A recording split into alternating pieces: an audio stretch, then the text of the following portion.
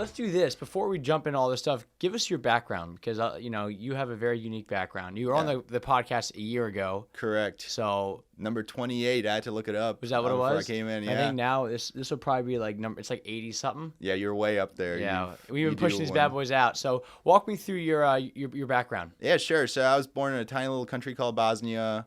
My family immigrated to the U.S. in '99. I was 10 at the time. And then a couple of years later, my dad started a contracting business.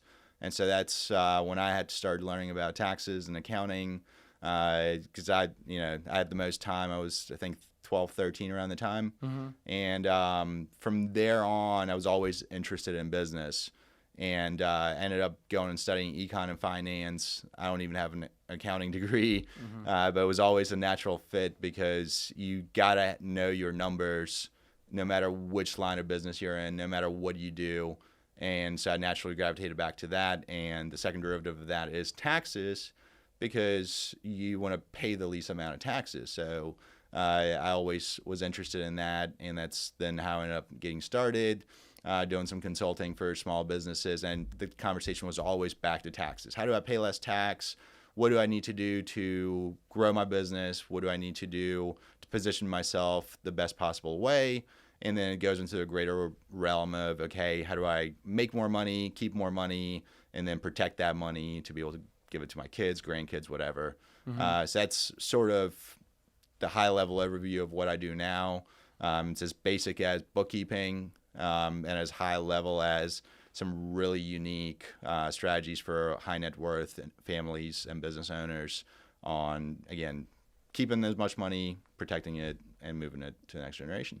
So working pretty closely with the world of contracting, I start to realize like how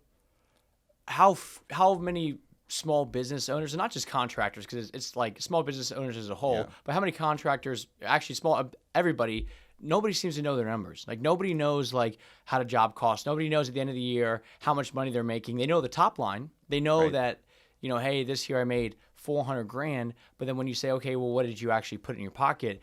It's vague, and either they are like lying and they know what they made, or they have no idea. So, how was your dad growing up? How was your dad at knowing the numbers, or at least being like diligent enough to like understand that you have to like know this stuff to have a fruitful business? Yeah, so you bring up a good point, and I think the answer to your latter comment of either they're lying or they just don't know, that's the truth right there. Most people don't have a clue what their margins are because they've never really looked at the numbers, and they're not making enough. They don't see enough in their personal bank account to go and hire a professional.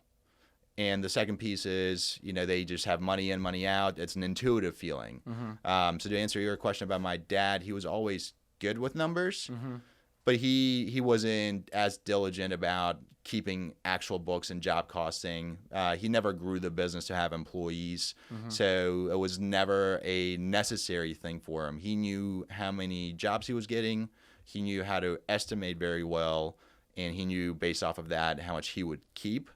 But to get to that next level, once you start adding other humans where you're responsible for somebody else's paycheck, the world changes. You need to know that because to estimate those jobs, when it's just you, it's easy, right? Because you know how much you're bringing in, you know how much your materials are going to be, you know how much time you're going to spend roughly, and you know how much you're going to keep. Now, if you got to add on a layer of, okay, well, I got to pay John down there for his expenses, and I got to get a second truck, well, that changes the dynamic, and now you got to think about it more strategically about how you're pricing your jobs. Are you trying to just get in the door to be able to then upsell? What are the other services that you offer? And then are you good enough at selling to be able to do that, where you can take a hit on the thing that you're there with your foot in the door to be able to go to that higher margin service that you offer?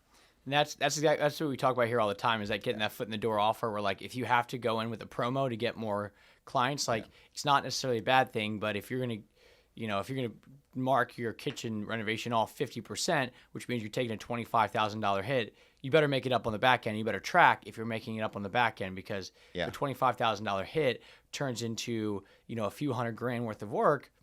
It's good, but but how many people are doing that? None. Yeah, I mean that's the hell of a sale. Issue, right?